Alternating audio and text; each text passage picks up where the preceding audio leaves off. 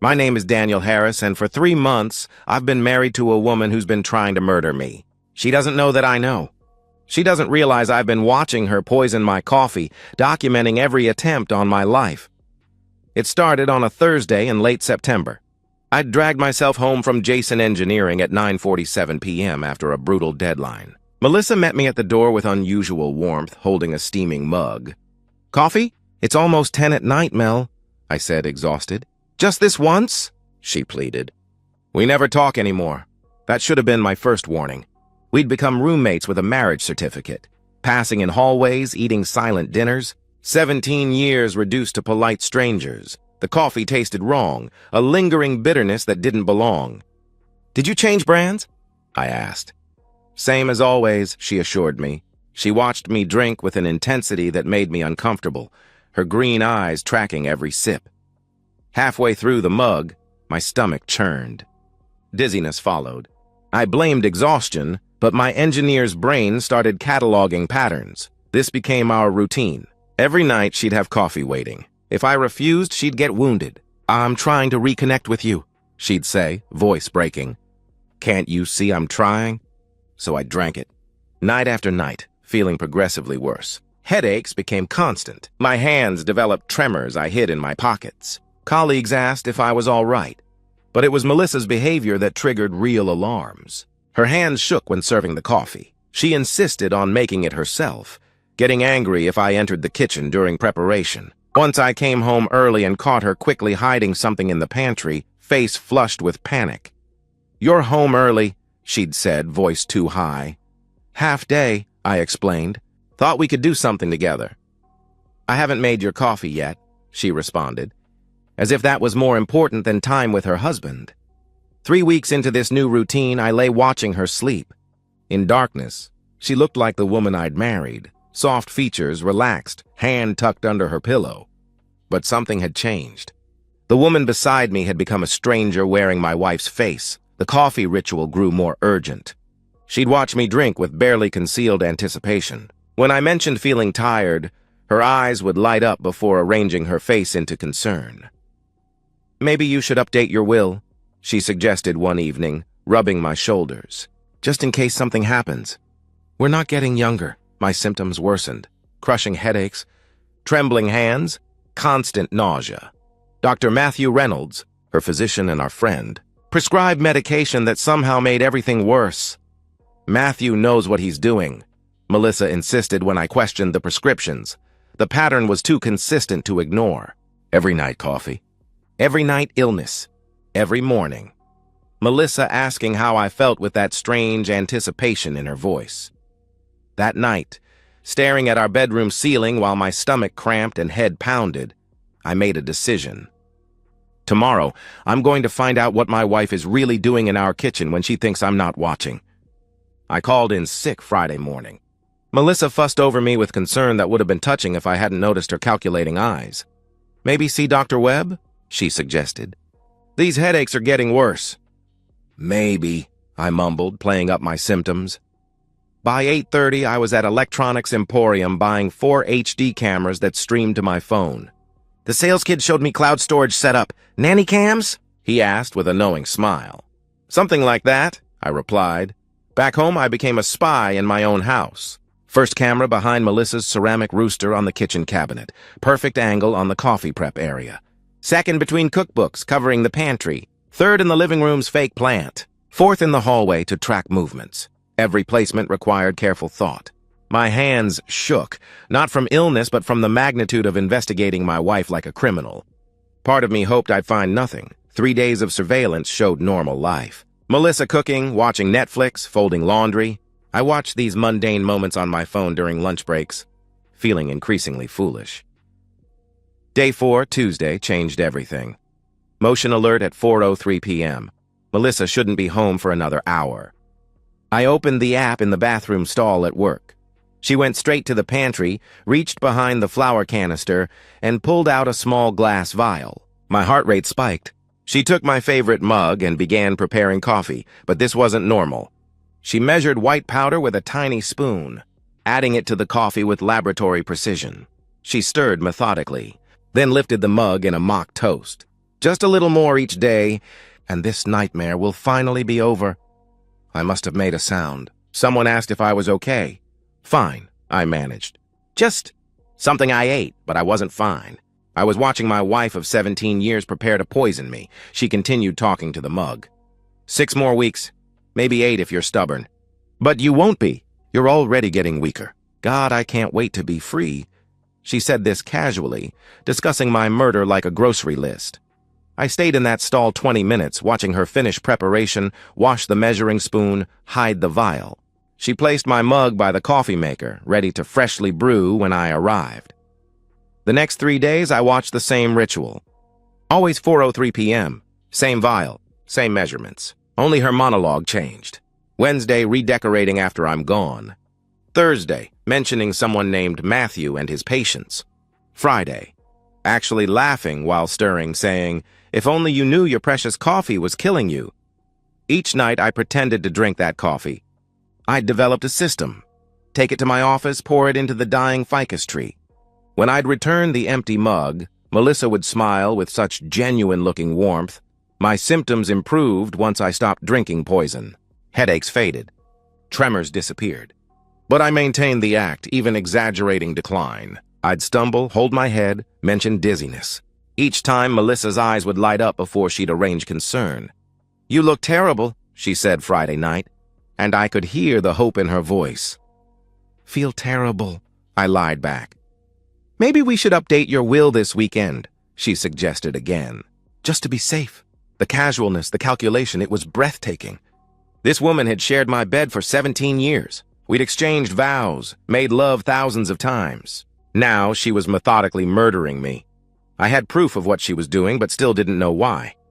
That answer would come soon enough, and it would be worse than I imagined. Saturday, Melissa went to her weekly book club. I had 2 hours. Wearing latex gloves, I recreated her routine exactly. The vial was behind the flower, labeled SF, in her handwriting. I photographed it, then extracted a sample. She had enough powder for 2 more months. My college roommate, Jin, worked at a pharmaceutical lab. I told him I'd found the powder in my nephew's room, worried about drugs. 3 days later, Tuesday, he called. "Dan, where did you really find this?" His voice was serious. "Why?" I asked. "This isn't a street drug. It's ethylene glycol derivative, modified sophisticatedly, designed to cause gradual renal failure while masquerading as other conditions. Someone with serious chemistry knowledge made this specifically to kill someone slowly," he explained. "How slowly?" I pressed. 3 to 6 months from first ingestion to death," he answered grimly. That evening, I dug deeper into our finances. Credit card statements showed restaurant charges I'd never attended. Always lunch for 2. Hotel charges during her supposed dental conferences. Everything centered around Matthew Reynolds. Dr. Matthew Reynolds. Treating my headaches. Dr. Matthew Reynolds. Prescribing medication that made me worse. Dr. Matthew Reynolds, with access to medical-grade chemicals. I installed a directional microphone Wednesday night. Thursday, I hit the jackpot. Melissa called someone at 4:47 p.m. after preparing my poison. "It's me," she said sweetly. "I just gave him today's dose." The male response was muffled but audible. "He's declining perfectly," she continued. "Just like you said. The new medication you prescribed is working. He actually thanked you for it. Can you believe that? Thanking you for helping kill him?" She laughed. "The sound made me physically ill. 6 more weeks, baby. Maybe 8. Then we can stop pretending," she purred. More muffled response from Matthew. "The insurance will pay out $2 million, she confirmed. Plus the house, his 401k, everything. "We can go anywhere. I love you too, Matthew. So much," she finished. "Matthew, my friend, my doctor, my wife's lover, my murderer." I spent the next week documenting everything, recording daily calls, following Melissa's lunch dates, watching through restaurant windows as they held hands, kissed. I photographed them entering the Marriott downtown, emerging 2 hours later with satisfied looks. The hardest evidence came from hacking Melissa's email. Password still our anniversary date. Their exchanges went back 18 months. The affair started a full year before the poisoning began in September.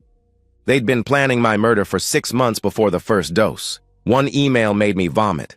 "My darling Melissa, Daniel's latest blood work shows elevated creatinine we expected. I've adjusted his medication to speed things along. The interaction with our special ingredient should cut 2 weeks off our timeline. Can't wait to hold you without sneaking around. To wake up beside you every morning, to give you the life you deserve with his money. All my love, M. Melissa's response, "You're brilliant, baby." Poor Daniel has no idea his best friend is f***ing his wife and his doctor is killing him. Sometimes I almost feel bad. But then I remember how boring he is, droning about engineering projects, never satisfying me. He's more useful to me dead. Can't wait for our new life. XOXO. 17. Years reduced to more useful to me dead. I printed. Everything. Emails, photos, documents, had. The poison tested by 2 more labs. Same results with official letterhead. I had recordings of conspiracy, videos of poisoning, documented medical malpractice. The bedroom camera revealed the worst. Matthew in my bed while I was at work. They discussed my murder while naked. His kidney function is down 40%, Matthew said, trailing fingers along her spine. Another month and he'll need dialysis. We'll skip that. Let nature take its course. Or poison, Melissa laughed in response. Remember when you suggested coffee? Brilliant. He drinks it every night like a good boy. The medication interaction was my stroke of genius, he bragged. They thought they were so clever, but I was about to show them how it's really done. My lawyer, Robert Harper, didn't blink when I laid out evidence across his conference table. This is thoroughly documented, he observed. You've built a better case than most prosecutors. How do we protect my assets? I asked. Over the next 2 weeks, Robert restructured everything. New will leaving everything to my sister. Life insurance beneficiary changed with a clause voiding payment for death by poisoning, a detail that would destroy their plan. Assets transferred to protected trusts. The house put in protective status pending fraud investigation. They'll get nothing, Robert assured me. I expanded surveillance, added cameras to our bedroom, garage, even Melissa's car with GPS tracking. The bedroom camera revealed Matthew had been in my bed multiple times while I was at work, while I was slowly dying from the coffee they'd prepared. I watched once, not for pain, but to hear them talk. His kidney function is down to 40%, Matthew reported in my bed. Another month he'll need dialysis. We'll skip that, of course. My brilliant murderous doctor, Melissa cooed, straddling him. When he's gone, I want to f*** you on his grave. I added it to evidence. The psychological toll was immense. Every morning, kiss the killer goodbye. Every evening, accept poisoned coffee gratefully. Every weekend, make small talk with Matthew during his health checks, knowing he was checking how close I was to death. You're looking pale, he'd observe, pressing fingers to my neck. Fatigue increasing? Yeah, Doc, I'd respond weakly. Can barely get out of bed some days. His eyes would light up. We should check kidney function, he'd suggest eagerly. I started leaving breadcrumbs. Computer searches for chronic fatigue and kidney disease symptoms. A journal about declining health dated entries about my symptoms. I wanted them overconfident. Through Robert, I connected with Detective Sarah Mills. Mr. Harris, this is the most complete case I've seen from a civilian, she said, reviewing my evidence. You've done our job. I'm an engineer, I explained. I solve problems. You've certainly solved this one, she agreed. The plan was simple. Officers would be stationed nearby when I confronted Melissa. The house would be wired for official recording. When Matthew arrived, Mills assured me he would. Based on patterns, they'd have conspiracy charges that would stick. We could arrest them now, Mills offered. I need to look her in the eyes when she realizes I know. I insisted. Friday night, she confirmed. We'll be ready. Thursday afternoon, I called Matthew from my office, making my voice weak. Doc, something's wrong. Really wrong. Can you come by tomorrow evening? I asked. What are your symptoms? He inquired, and I could hear his interest. Severe abdominal pain. Dizziness. Dark brown urine. I listed. I could practically hear him salivating. Those were end-stage symptoms. I'll be there at 7, he promised. Perfect. He'd arrived mid-confrontation. I spent Thursday night preparing my performance. What would I say? How would I reveal my knowledge for maximum impact? Friday arrived with sharp clarity. Mills called at 4 p.m. We're in position. 2 units plus surveillance van. House is wired, she reported. Good, I confirmed. Melissa came home at 5:30, glowing with excitement. Tonight might be the night. Her coffee preparation was almost ceremonial, double the usual poison dose. "Here, honey," she said sweetly, bringing the mug with a smile that would fool anyone who hadn't seen her true face on camera. "Extra strong, just how you like it." I took the mug, feeling its familiar weight. My favorite mug turned weapon against me. Instead of drinking, I set it on the coffee table, maintaining eye contact. "We need to talk," I said firmly. My steady, strong voice made her step back. "About what?" she asked nervously. "About the ethylene glycol derivative you've been putting in my coffee for 3 months," I answered. Her face transformed. Confusion, shock, fear, attempted recovery. "Daniel, what are you talking about?" she stammered. "Are you okay?" "Call Matthew?" I suggested coldly. "He's already coming." I told him I was dying. Funny thing, I'm not. Haven't been poisoned in weeks. You've been dosing a ficus tree. After weeks of playing dead man walking, it was time to come back to life. Melissa would learn that her victim had been watching every move, and her perfect murder was about to become her perfect downfall. "You're scaring me," Melissa started. "Stop," I commanded. "I have video, Melissa.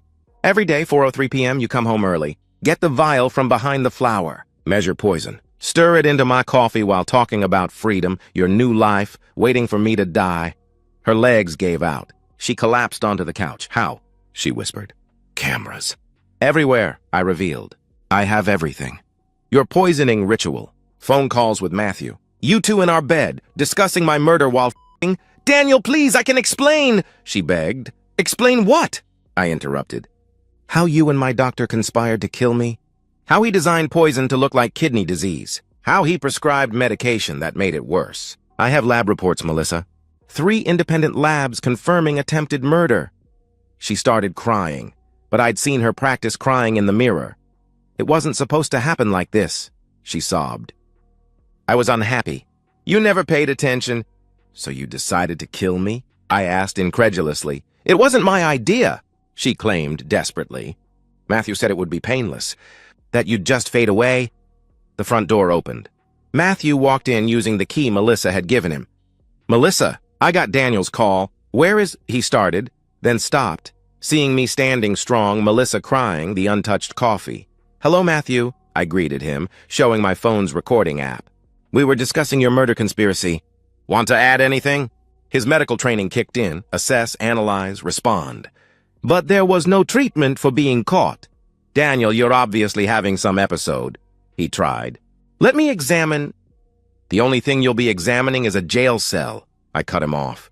I played a recording, his voice saying, "The interaction with our special ingredient should cut 2 weeks off our timeline." His face went white. "That's illegally recorded," he protested. "Wisconsin is one-party consent," I informed him. "I was the one party. But let's discuss your medical files documenting my declining health while prescribing medicine that amplified poison effects. The medical board will love that." Sirens approached. Melissa looked between us, then made a desperate play. "It was all him," she accused, pointing at Matthew. "He manipulated me. Said if I didn't help, he'd hurt me. I was scared." Matthew turned instantly. "You lying bitch!" he snarled. "This was your idea. You wanted him dead." "I have recordings of both of you," I interrupted.